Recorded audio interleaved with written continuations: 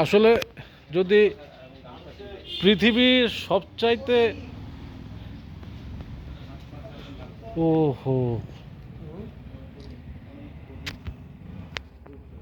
মায়ের পরিবেশটা দেখছেন, প্রদীপিতে আলোকিত।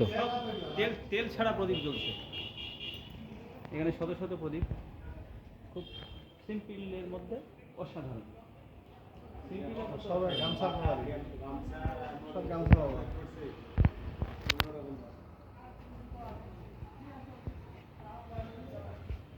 প্রদীপ, গামছা,